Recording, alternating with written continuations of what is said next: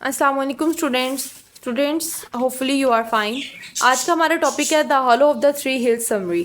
मतलब ये स्टोरी है एक एलएलबी पार्ट 1 के सिलेबस की और 5 मार्क्स के इसके अबाउट क्वेश्चन आता है। ये 1830 में पब्लिश हुई थी। इस स्टोरी में होता क्या है कि एक यंग लेडी होती है, वो अपने घर से भाग जाती है कि वो अपनी ज़िम्मेदारियों से छुटकारा पा सके। तो वो अपने खावंद को, अपने माँ बाप को और अपने बेटे को छोड़कर चली जाती है कि वो ज़िम्मेदारियों से आज़ाद हो सके। लेकिन जब वो चली जाती है ना छोड़ के, तब उसको पछतावा होता है कि उसको नहीं जाना चाहिए था। और फिर लेकिन उसकी छोटी सी गलती की वजह से उसको अपनी जान देनी पड़ती है।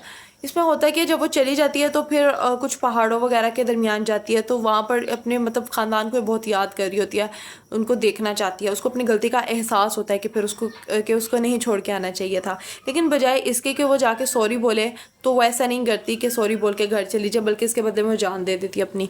वो कैसे कि वो वहाँ पर एक जादूगरनी से मिलती है। वो जादूगरनी फिर उससे ना प्रॉमिस करती है, वादा करती है कि वो उसको ना 3 विजन दिखाएगी, मतलब 3 दफ़ा वो उसको दिखाएगी उसके घर में जो हो रहा है। और फिर उसके बाद ना वो उससे मतलब एक एग्रीमेंट करती है कि उसके बदले में उसको अपनी जान देनी पड़ेगी। तो फिर वो जो यंग लेडी होती है ना, वो एग्री हो जाती है इस बात पे कि ठीक है, वो 3 वर्जन के बाद वो अपनी जान दे देगी उसको। सो अब ये इसमें पढ़ते हैं हम। As the October sun set, a beautiful young woman and a wrinkled old corn meet at an appointed time in a dark hollow between 3 hills. अक्टूबर के शाम एक ब्यूटीफुल यंग लेडी, मतलब एक खूबसूरत जवान औरत और एक जादूगरनी एक मिलती हैं एक टाइम पर बिटवीन 3 हिल्स, यानी कि 3 पहाड़ों के दरमियान। The old crone asked that the young women state her business quickly as they can only remain here for 1 hours.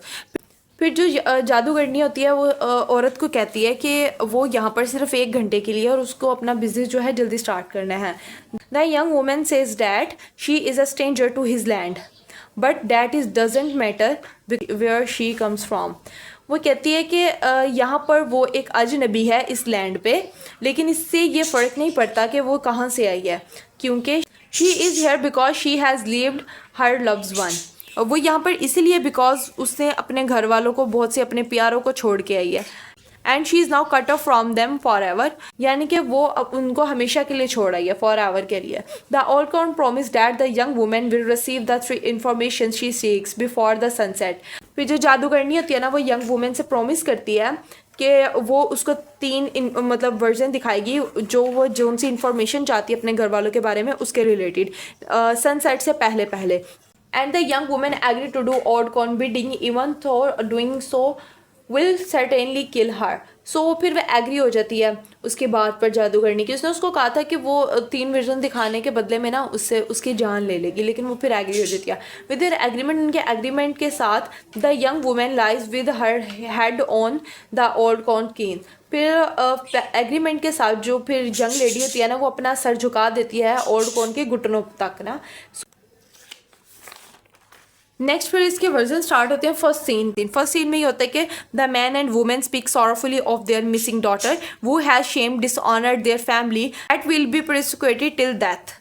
First scene में वो देखती है एक आदमी को और एक औरत को जो कि बहुत सॉरफुली बोल रहे हैं अपनी मिसिंग डॉटर के बारे में, अपनी बेटी के बारे में जिनको छोड़कर चली गई है।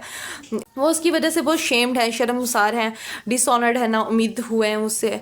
और इनकी जो फैमिली है वो डेथ तक, मतलब जब तक वो मरेंगे नहीं तब तक उनको ये डिसऑनर्ड रहेगा। Second scene, the young woman hears a second scene. Eventually, the young woman can hear the voice of a man who is speaking desperately to his wife who betrayed her husband and leave her home. Second scene में वो आवाज़ सुनती है, वो नौजवान औरत एक आवाज़ सुनती है वो उसके खावंद की, जो कि मायूसी से बता रहा होता है, बोल रहा होता है, पुकार रहा होता है कि उसकी बीवी ने उसको धोखा दे दिया और उसको छोड़ के चली गई है। नेक्स्ट फिर वो थर्ड सीन देखती है और फिर उसमें पहले तो old crone states that there is one and last vision remain. उस ओल्ड कॉन कहती है, जादूगरनी कहती है कि तुम्हारा लास्ट विजन है देखने का। देन फिर वो देखती है the young women now hears the church bell which grows fastly louder until she can distinguish the sounds of a further prosecution। फिर वो ना एक आवाज़ सुनती है, चर्च बेल की आवाज़ सुनती है, और वो आहिस्ता आहिस्ता बहुत तेज़ होती जा रही होती है।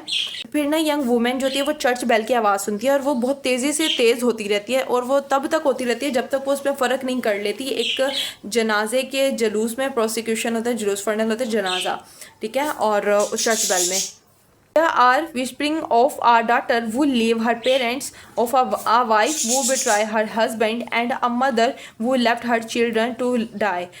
ये मतलब यहाँ पर फिर बातचीत हो रही होती है, सरगोशियाँ हो रही होती हैं कि एक यहाँ पर एक छोड़ गई है, एक बेटी जो कि अपने पेरेंट्स को छोड़ गई है, एक बीवी जो अपने हस्बैंड को धोखा देगी है, और एक मदर जो एक माँ जो कि अपने बच्चे को मरता हुआ छोड़ गई है। With the final vision done, फिर इसके साथ ही जो तीसरा वर्जन होता है उसका वो ख़त्म हो जाता है।